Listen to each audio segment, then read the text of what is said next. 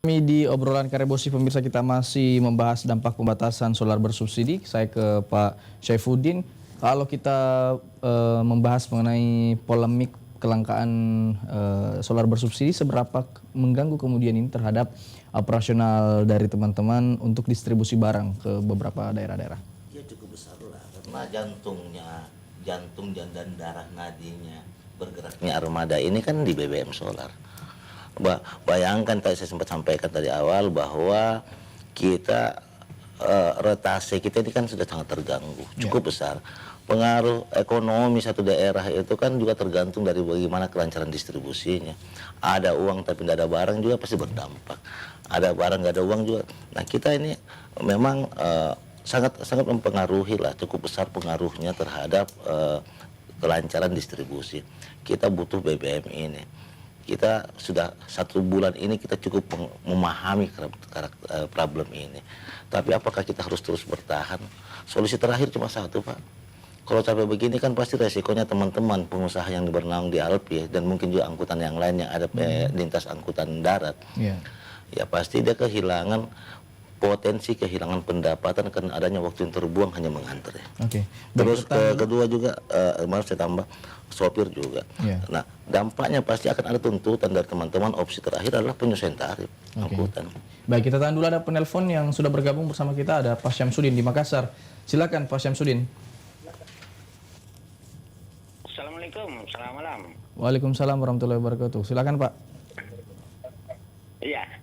Jadi saya kalau dibilang ini ngomong asal ngomong saja Pak, tapi ini bisa dibuktikan di lapangan.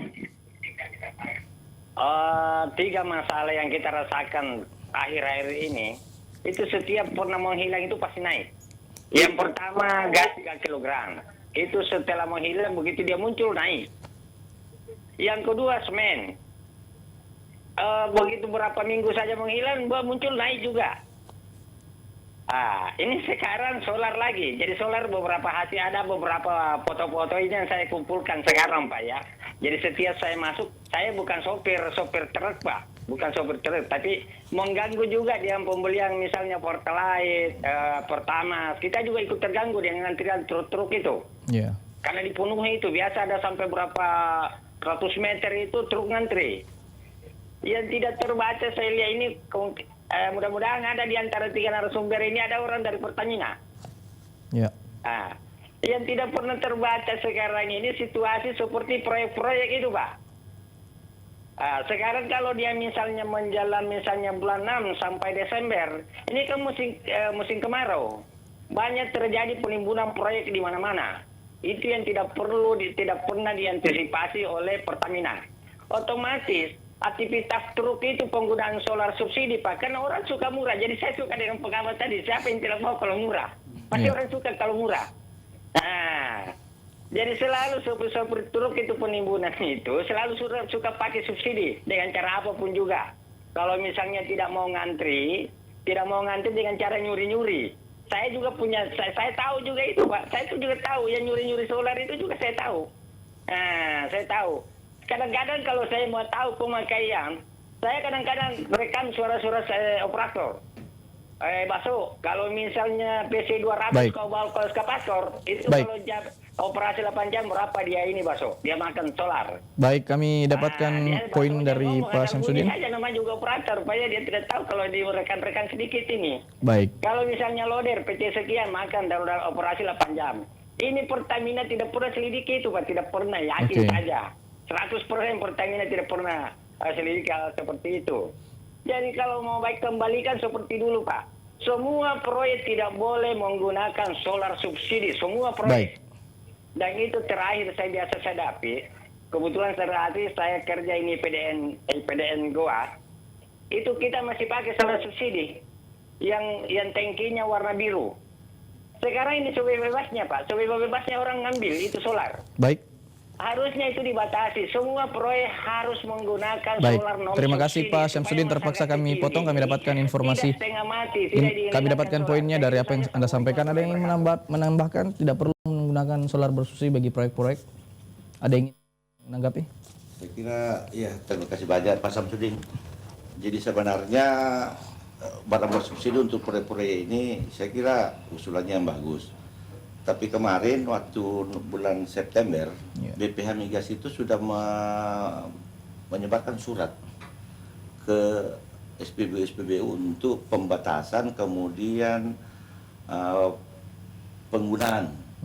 Misalnya untuk mobil pribadi hanya 20 liter, kemudian mobil truk maksimal 60 liter, kemudian untuk dan truk itu tidak diperkenankan untuk menggunakan BBM bersubsidi.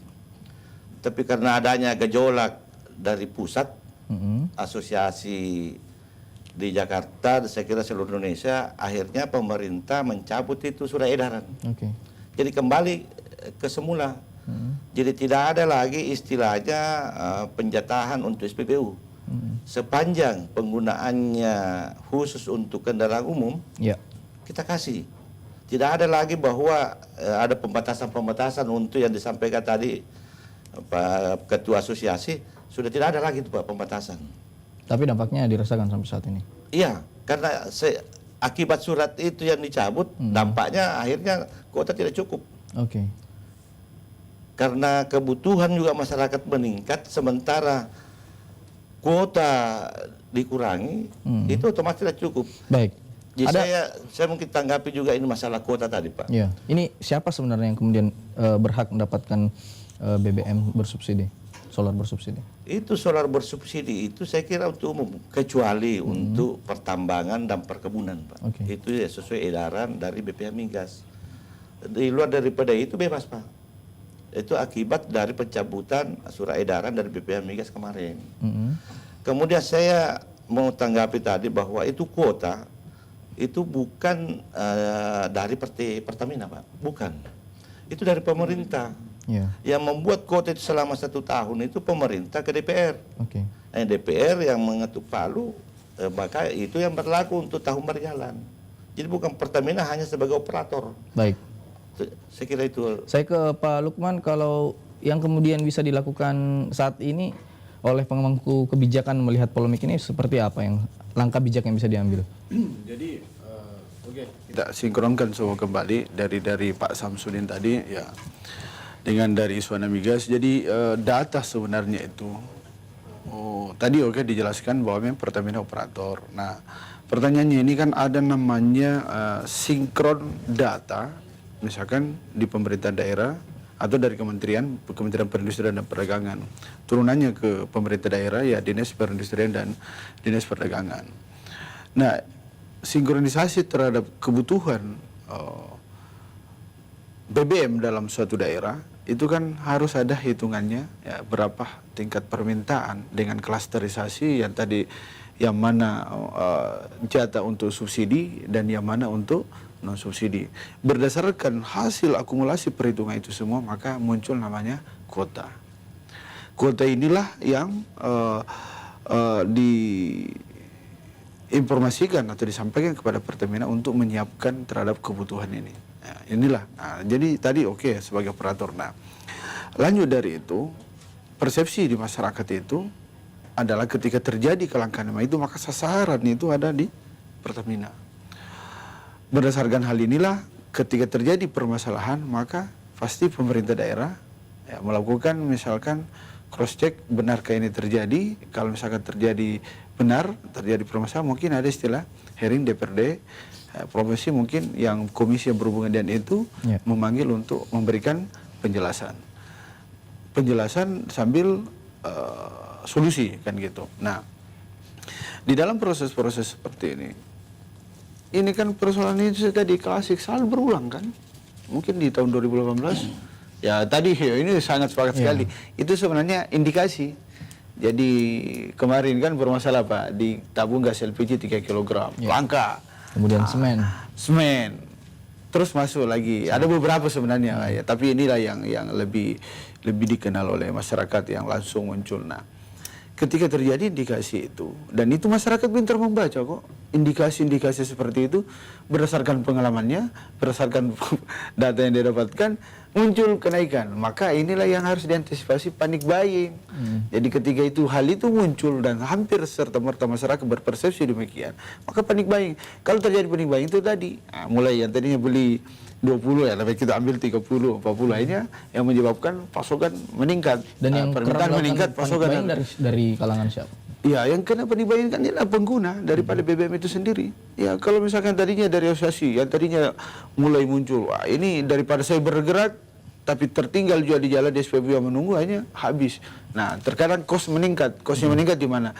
Karena rasa tanggung jawab pengusaha ataupun dari asosiasi yang menggunakan logistik ini, itu hanya sampai ke tujuan. Sudah jelaskan tadi, misalkan sampai di tujuan. Sampai di tujuan ini, pertanyaannya ya untuk rasa tanggung jawab dan kepercayaan trustnya, tapi menjadi persoalan kosnya meningkat. Kosnya meningkat bagaimana? Inilah menjadi persoalan. Nah, kembali tadi proyek ini kan, di proyek-proyek pemerintah ini, apakah memang di pada saat spesifikasi daripada tendernya, di semua yang berhubungan, ada hubungannya dengan misalkan penggunaan BBM atau ada penggunaan BBM tapi menggunakan pihak ketiga, adakah di situ memang di spesifikasinya harus menggunakan misalkan BBM non subsidi. Ya, itu. Nah, kalau tidak ada, itu menjadi persoalan. Ini akan menjadi permasalahan. Nah, intinya sebenarnya perlunya pengawasan yang melekat. Pengawasan yang melekat. Ya, siapa-siapa yang diambil sebagai pengawasan melekat ini, ya itu saya yakin harus melibatkan pada unsur yang terkait. Siapa itu unsur yang terkait? Ya mungkin pemerintah, Pertamina, Iswana Migas, asosiasi yang lapangan yang masuk bukan dari asosiasi logistik saja, tapi banyak asosiasi yang bersentuhan dengan hal ini. Inilah yang sebenarnya kalau terjadi penguasa melekat, ya itu tadi, karena kalau terjadi klasterisasi misalkan, mobil ini harus menggunakan ini, itu namanya ada nanti dari segi sosiologinya akan muncul apalagi namanya pembeda. Nah, kalau terjadi pembeda masyarakat, ada hiruk pikuk yang muncul, itu misalnya problematika yang bisa muncul. Inilah memang pekerjaan berat daripada semua stakeholder yang terkait dalam hal ini, itu wajib turun tangan dalam menyelesaikan masalah ini, supaya ya kita yang siapa yang tidak mau hidup dengan baik, perekonomian berjalan yang lancar dan bisa tumbuh, itu tadi. Baik, kita akan lanjutkan pembahasan kita usai jeda yang satu ini pemirsa. Anda jangan kemana-mana, tetaplah bersama kami di obrolan Karibosi.